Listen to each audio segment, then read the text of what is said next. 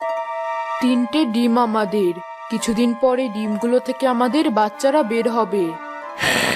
আমি আমার বাচ্চাদের জন্য কিছু খাবার জোগাড় করে আনি।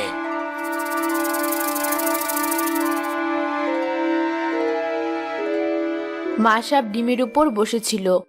তখনই দুষ্ট 2 লোক সেখানে হানা দিল। তোমরা কারা? এখানে কি করছো?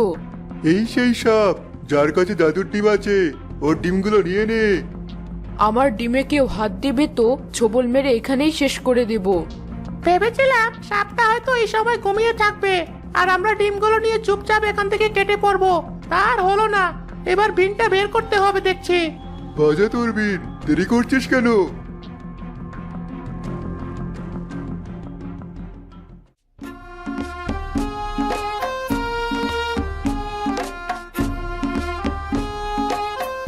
এ কেমন সুর!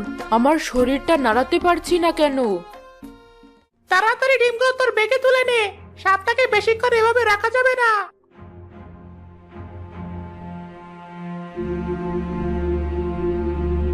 নিয়েছি, এবার চল। তারা আমার পা কিছু একটাতে আটকে গেছে মনে হয়। ওই সাপটা তো তোর পা পেঁচিয়ে ধরেছে, ছাড়া তাড়াতাড়ি। সাপটার অবসরটা এত তাড়াতাড়ি ছেড়ে যাচ্ছে, তুই সাপটাকে আমার পা থেকে সরানোর ব্যবস্থা কর দ্রুত।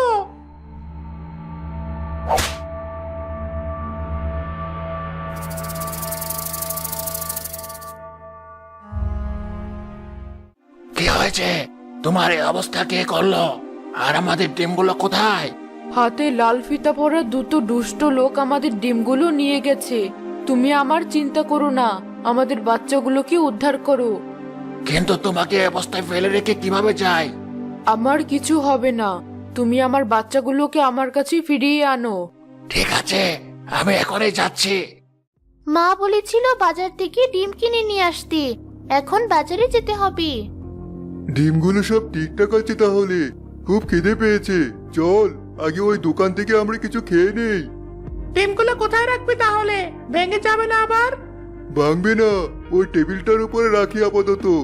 মানুষ তো আর দেখতে যাবে না ওটা সাপের ডিম নাকি। খাওয়া শেষে আবার হাতে নিব। ঠিক আছে, রাখ তাহলে। ডিম তো নিলাম, মা তো লবণও কিনে নিয়ে যেতে বলেছিল। সামনের দোকানটা থেকেই নিই। ডিমগুলো আপাতত এই টেবিলটার উপরেই রাখি। এই নিন আপনার লবণ। খাওয়া দাওয়া তো শেষ, চল আমরাও উঠি এবার। মা, এই নাও তোমার ডিম আর লবণ। তোকে না বলেছিলাম 1 হালি ডিম আনতে? 3টা ডিম এনেছিস যে? 1 হালি ডিমই তো এনেছি। কোথায়? দেখ ভালোভাবে। তাই তো, তাহলে মনে হয় টেবিলে রাখা অন্য ডিমের ব্যাগটার সাথে আমার ডিমের ব্যাগটা উল্টাপাল্টা হয়ে গেছে। ডিমগুলো আমার কাছে দাও, দেখি পাল্টে নিয়ে আসা যায় নাকি। নিতু ডিমগুলো নিয়ে গিয়ে তার ঘরে রাখলো।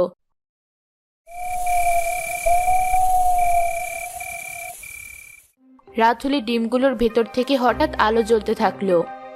ডিমগুলোর ভিতর থেকে আলো কিভাবে আসছে? পেয়েছো আমাদের ডিমগুলো?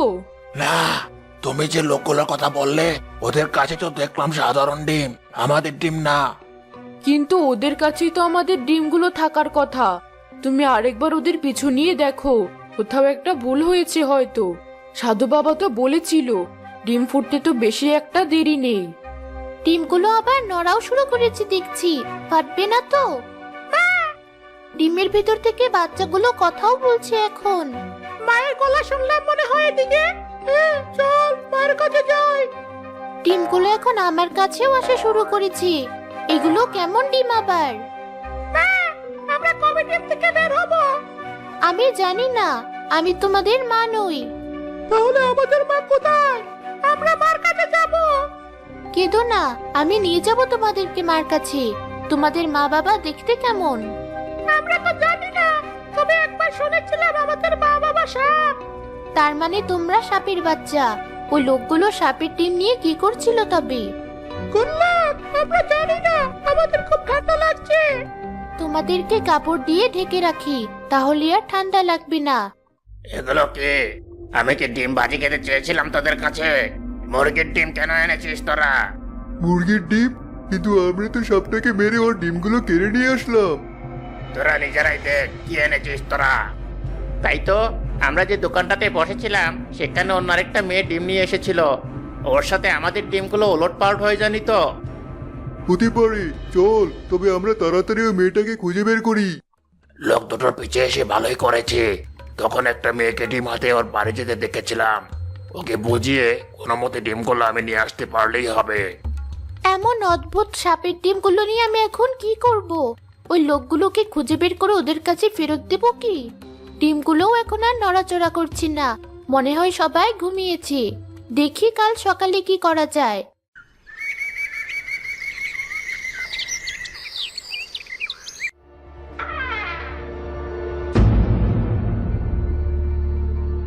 আমার দরজার সামনে এত বড় একটা সাপ কি করছে? ভয় পেও না, আমি তোমার কোনো ক্ষতি করতে আসিনি। তুমি কাল যে ডিমগুলো এনেছিলে ওগুলো ঠিকঠাক আছে তো? ওই ডিমগুলোতে আমার বাচ্চারা আছে। তার মানে আপনি ওদের বাবা? ওরা ঠিক আছে, এখন ঘুমোচ্ছে। তুমি কিভাবে জানলে ওরা ঘুমোচ্ছে? ওরা কি তাহলে ডিমের ভেতর থেকে কথা বলা শুরু করেছে? হ্যাঁ, আপনি ভিতরে এসে দেখুন। ওই তো দোকানদার বলেছে ওটাই নাকি মেয়েটার বাসা। লোকগুলো এসে পড়েছে, আমি লুকোচ্ছি। তুমি কোনোভাবে ওদেরকে ডিমগুলোর কথা বলো না। ঠিক আছে, আপনি চিন্তা করবেন না। এই মেয়ে, কাল তুমি আমাদের আনা ডিমগুলো নিয়ে এসে পড়েছিলে। এই নাও তোমার রেখে আসা ডিম। এখন আমাদের ডিমগুলো ফেরত দাও। কিন্তু ডিমগুলো তো আমি খেয়ে ফেলেছি। ওই ডিমগুলো সাধারণ কোনো ডিম ছিল না। তোমার কাছে কি ওই ডিমগুলোকে দেখে অন্যরকম লাগেনি? না, আসলে ভেতরে কিসের শব্দ হলো? তোমার কথাগুলো কেমন যেন এলোমেলো লাগছে। দেখি তো ভিতরে কি। কি করছেন আপনারা? এভাবে অন্যের ঘরে ঢুকে পড়ছেন কেন? ওই তো সাপের ডিমগুলো নড়াচড়া করছে। মেয়েটা আমাদেরকে মিথ্যা বলেছে। ও হয়তো বুঝে ফেলেছে এই ডিমগুলোর ক্ষমতা। কে এসেছো বাবা? বাবা তুমি? না, ওরা তোমাদের বাবা নয়। তোমাদেরকে ধরে নিয়ে যেতে এসেছে ওরা। তোমরা পালাও তাড়াতাড়ি।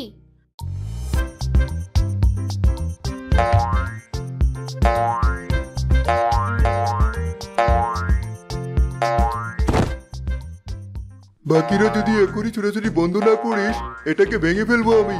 তুমি চাইলেও এত সহজে ওদেরকে ভাঙতে পারবে না। ওদের খোসা অনেক শক্ত। তুমি কি ভেবেছো আমরা জানি না সেটা? এই পাথর দিয়ে একটা বাড়ি দিলেই ডিমটা যতই শক্ত হোক না কেন ভেঙে যাবে। আমরা বের হচ্ছি, তুমি ভেঙো না ডিমটা। এই তো আমরা এখানে। না, আমি থাকতে আমার বাচ্চাদের কোথাও নিয়ে যেতে দেবো না আমি। এই নাও। সাপটা ওর চোখ দিয়ে এমন লাল আলো ছড়ানো শুরু করলো কেন? আলোটা যেখানেই লাগছে জিনিসপত্র সব কেটে ফেলছে। তুই লুকো তাড়াতাড়ি। বাবা আমাদেরকে বাঁচাতে এসেছে। এই তো সুযোগ। বিনামূল্যে খাওয়ার ব্যবস্থা থাকবে, কারণ আমরা তো তাদের কষ্টটা বুঝি। তাই হবে মা, তোর কথাই আমাদের পথ। আজ থেকে আমাদের নতুন জীবন শুরু হবে। এই জাদুকরি কাঁথা আমাদের অভাব দূর করেছে, আর তোর বুদ্ধি আমাদের সম্মান ফিরিয়ে দেবে।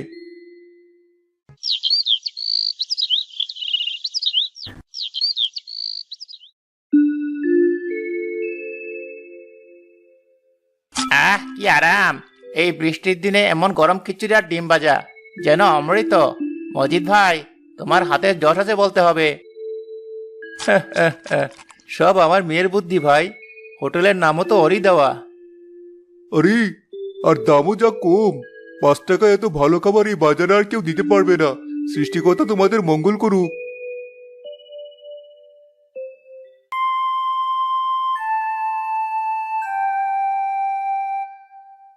এরে মজিদ, একেবারে আঙ্গুল ফলে কলা গাছ হয়ে গেলি যে। লটারি পেলি নাকি? সৃষ্টিকর্তার রহমত খালু ভাই। সৎ পথে থাকলে সৃষ্টিকর্তা কাউকে নিরাশ করেন না। আপনি কি খাবেন বলুন? রহমত নাকি অন্য কিছু সেটা তো সময়ই বলবে। এত টাকা এলো কোথেকে? সেই খোঁজ তো মাথার ঠিকই বের করবে। মজিদ কোনো উত্তর না দিয়ে নিজের কাজে মন দেয়। কালু খেতে খেতে আর চোখে হোটেলের সবকিছু দেখতে থাকে।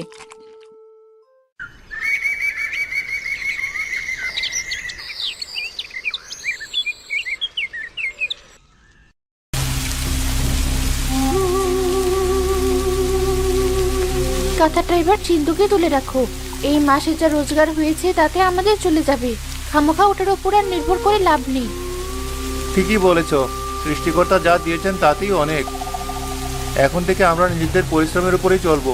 ওই জাদুকরি কাঁথাটা আমাদের বিপদের দিনের বন্ধু, ওটাকে সবসময় ব্যবহার করা ঠিক না। যদি লোক জেনে যায় তাহলে মহাবিপদ হবে। আমার তো খুব ভয় করে, মনে হয় এই বুঝি কেউ আমাদের গোপন কথা জেনে ফেললো। আরে না, কেউ জানবে না। কাঁথাটা আমি কালি সিন্ধুকের ভেতরে তালা দিয়ে রাখবো, তারপর চাবিটা।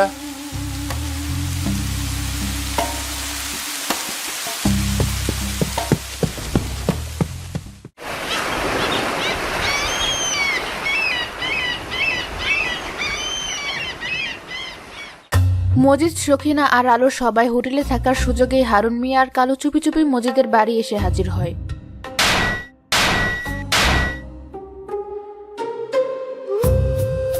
কোথায় সেই জাদুর বাক্স? খোঁজ। এই যে মিয়া ভাই, মজিদ সিন্ধুকের কথাই বলেছিল।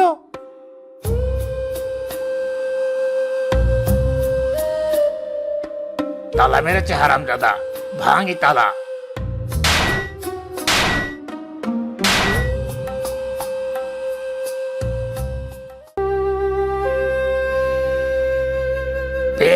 পেয়ে গেছি। আজ থেকে এই গ্রামের রাজা আমি। মজিদ আবার সেই পথের ভিখারি হবে। হারুন মিয়া যখনই লোভীর মতো কাঁথাটির ওপর হাত রাখে, কাঁথাটি জীবন্ত হয়ে ওঠে। সেটি হিস হিস শব্দ করে সাপের মতো ফনা তুলে হারুন মিয়ার হাত পেঁচিয়ে ধরে। এটা কি? ছাড় আমাকে, কালু বাঁচা।